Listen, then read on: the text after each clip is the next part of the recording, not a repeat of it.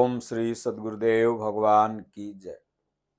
ओम श्री परमात्मने नमः। इंसान का स्वभाव होता है कि वो हमेशा एक दूसरे को नीचा साबित करने में अपनी वृत्ति को, अपने मन को लगाए रहता है। ऐसा उसको नहीं करना चाहिए। हमारे शास्त्रों में कहा गया है, बुरा जो देखन मैं चला, बुरा न मिलिया कोय, जो दिल ढूंढा आपना, मुझसे बुरा न कोय। और एक जगह कहा गया, निंदक नियरे राखिए, आंगन कुटी छवाए, बिन साबुन पानी के निर्मल करे स्वभाव। तो निंदक वह होता है जो बिना पानी और साबुन का आपका स्वभाव निर्मल करता है, क्योंकि हमेशा आप के बारे में वो सोचता है। बिन पैसे का नौकर है आपका और आप उससे सचेत रहते हो। और बुराई होती है कि जो आप अच्छा भी काम कर रहे हो तो भी एक व्यक्ति का स्वभाव होता है, किसी व्यक्ति का, कि वो अकारण उसमें बुराई ही ढूंढता है। जैसे तमाम पार्टियां हैं, दो विरोधी दल हमेशा सत्तारूढ़ दल की बुराई ही देखते हैं, चाहे उनका अच्छा ही काम क्यों न हो। यह हुआ बुराई देखना। और निंदा करना मतलब अगर कोई गलत काम कर रहा है तो उसकी निंदा होनी चाहिए। तो ठीक उसी प्रकार यह स्वभाव होता है इंसानों का, और जब तक यह स्वभाव इंसानों में है तब तक उस इंसान का उत्थान नहीं होगा, बल्कि प्रतिदिन उसका चारित्रिक, धन का, बल का, यश का, सबका पतन ही होते रहेगा। एक कहानी है कि अकबर बीरबल दोनों थे तो परम मित्र। अकबर उसका बादशाह भी था, बीरबल उसका मंत्री भी था, लेकिन विचारों से थोड़ा बीरबल अच्छे थे, तो अकबर हमेशा उनको दबा के ही रखना चाहता था। तो एक बार की बात है कि अकबर और बीरबल टहल रहे थे, तो कई मायने में बीरबल ने अकबर के बातों को काटा, क्योंकि बीरबल जो थे वो गलत को गलत और सही को सही कहने में अकबर के सामने संकोचाते नहीं थे। वही आपका हितैषी है, वही आपका सच्चा मित्र है, जो आपकी गलती को गलती और सही को सही कहे। और आगे कहि मृदु बचन बनाई, पाछे अनहित मन कुटिलाई, अस कुमित्र परिहर्यों भलाई, जाकर चित अहिगति सम भाई, अस कुमित्र परिहर्यों भलाई। तो जो आगे आगे मीठा मीठा आपके बोले और पीछे आपकी निंदा करे, खाई खोदे, तो ऐसे मित्र को गोस्वामी तुलसीदास जी कहते हैं कि मित्र मत समझिए, बल्कि वह आपका दुश्मन है, अवसर पा करके आप पर घात करेगा। लेकिन बीरबल तो वास्तविक मित्र थे, वास्तविक निंदक थे।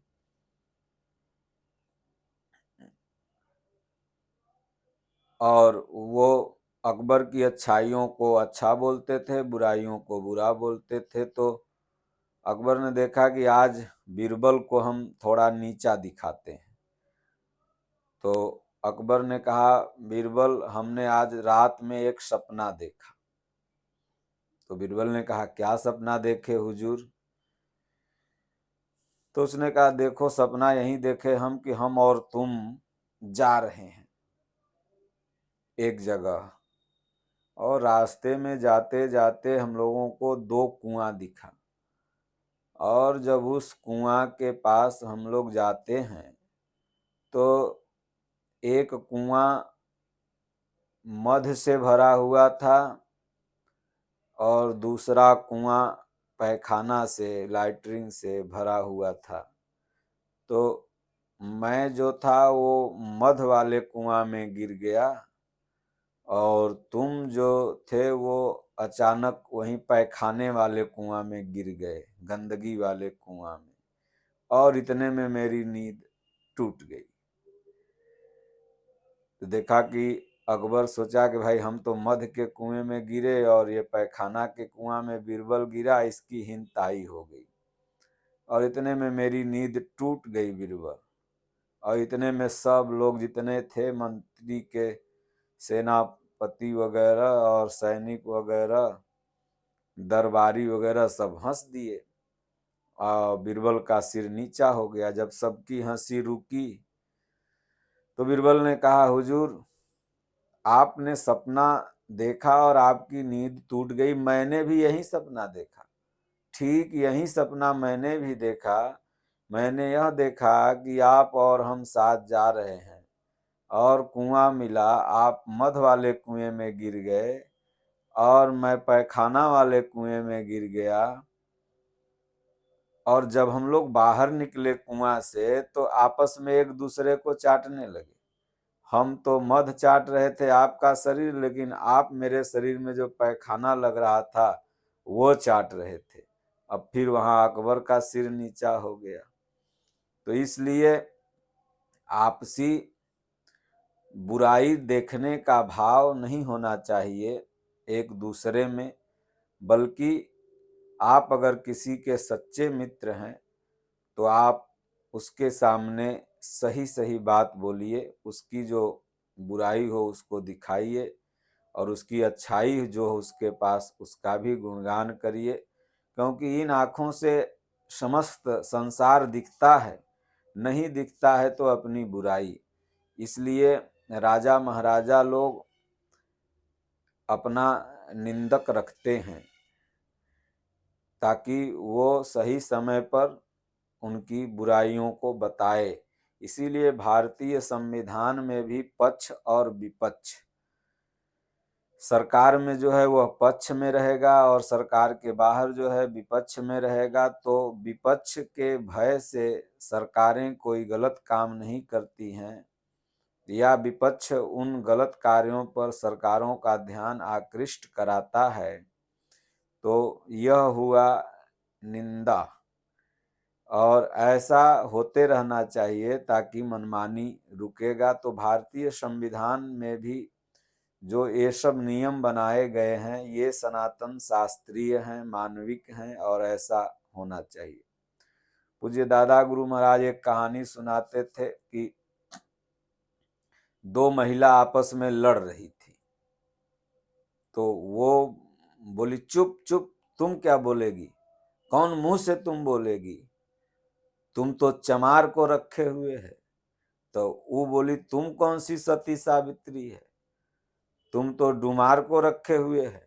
तब दोनों आपस में बोलने लगी, हम राखी चमार तुम राखो डुमार, तू न कहो हमार हम न कहीं तुम्हार। दोनों गठबंधन कर लिया, बोले न हम राखी चमार तुम राखो डुमार, तुम न कहो हमार हम न कहीं तुम्हार। तो ये भावना से भी मित्रता नहीं होनी चाहिए। मित्रता, जो मित्र हैं वास्तविक, तो एक दूसरे की सराहना प्रशंसा, समय समय पर उसकी बुराई को अवगत कराना, यही मित्रता है। इसलिए हमेशा यह भाव होना चाहिए। इसलिए संतों ने कहा कि ये निंदक जो हैं ये आपके हितैषी हैं, लेकिन अकारण निंदक जो हैं, आपके अंदर बुराई नहीं है फिर भी निंदा कर रहे हैं, वो क्या हैं, अकारण निंदक हैं। वो केवल बस बुरा देखने वाले हैं। उनकी निगाह बस कौआ की तरह है जो हमेशा गंदे चीजों पर जाती है। इसलिए उस मन को बदलना है तो सत्संग करना होगा, तब आपकी नजर अच्छे गुणों पर पड़ेगी। तो कहा गया है, पहले मन यह काग था करता आतम घात, पाछे मन हंसा भया मोती चुंग चुंग कात। तो पहले हर व्यक्ति का मन कौआ होता है, बुरा जगह पर ही इसकी प्रवृत्ति होती है, बुरा जगह पर ही वो जाता है। और लेकिन जब धीरे धीरे सत्संग, गीता, रामचरितमानस का अध्ययन, संतों की सेवा यह जीव करने लगता है तो यह मन धीरे धीरे हंस का स्वरूप धारण कर लेता है।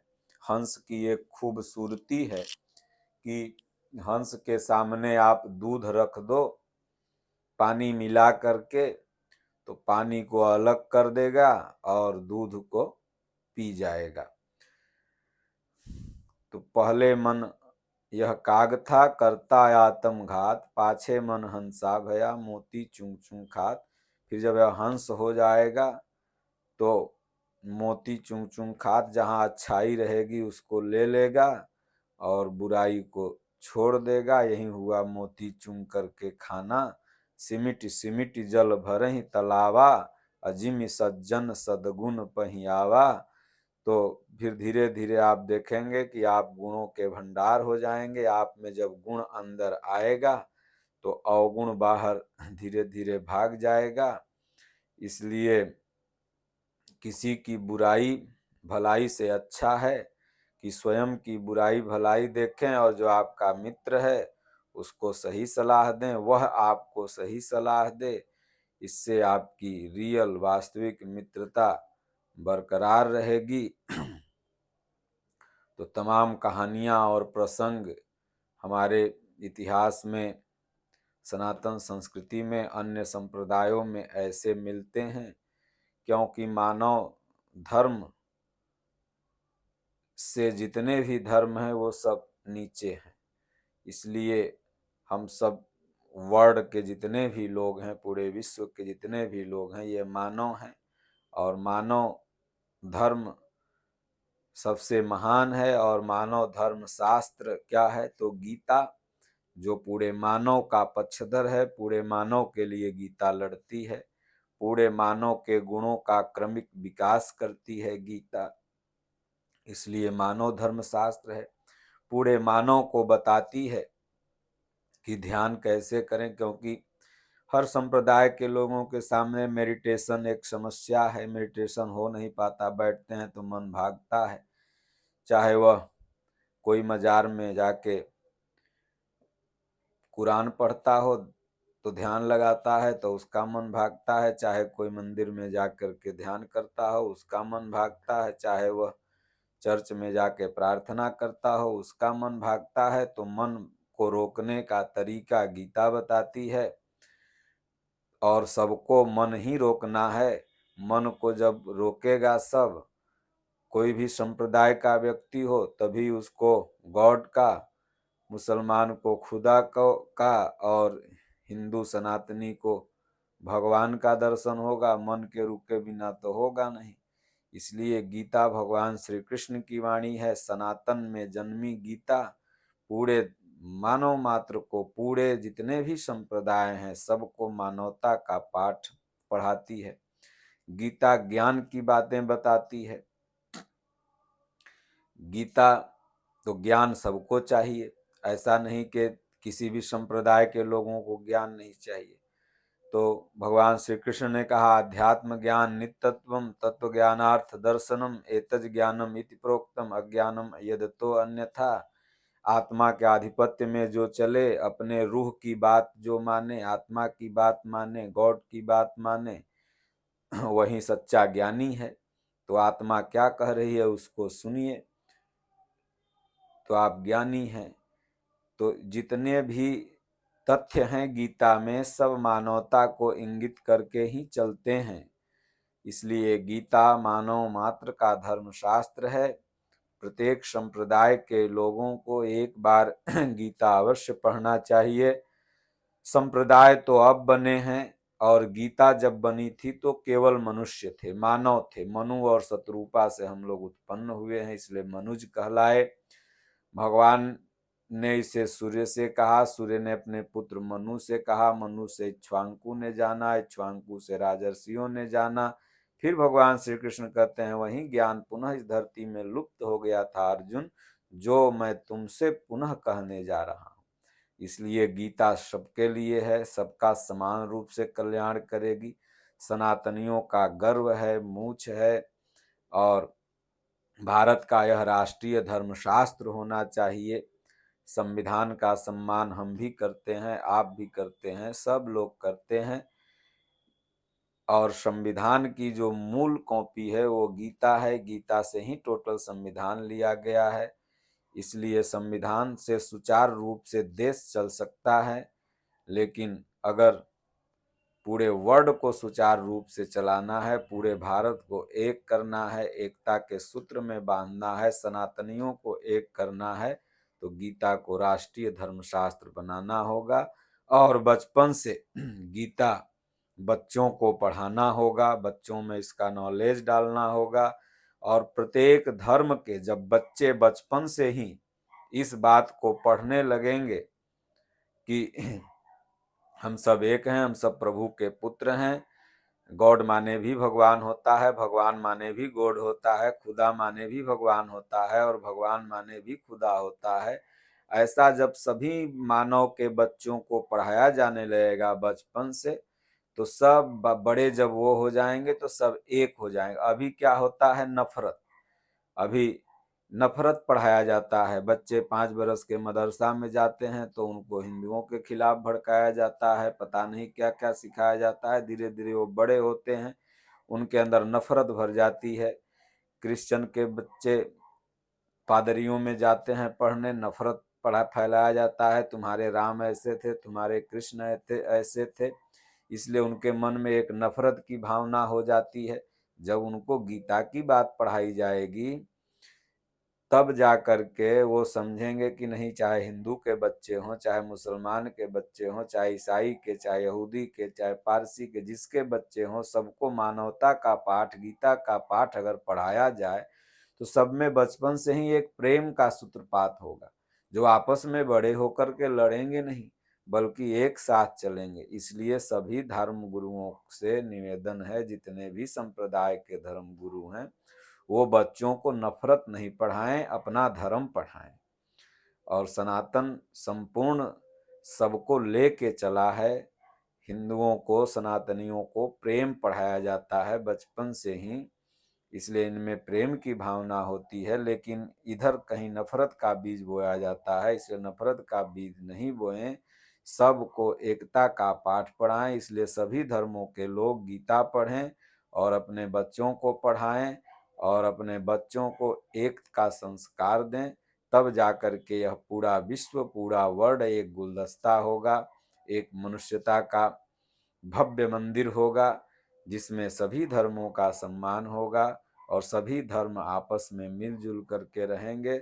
और नहीं तो आपसी टकराव, विचारधारों का टकराव, यह युद्ध की स्थिति को जन्म देता है। आज तमाम देश आपस में गृह युद्ध में लड़ रहे हैं, झुलस रहे हैं, मात्र गीता को न जानने के कारण। अगर गीता को लोग जान जाए तो आपस में लड़ना ही बंद कर देगा, एक ही हो जाएगा, प्रेम में रहेगा। बोलिए श्री सद्गुरुदेव भगवान की जय।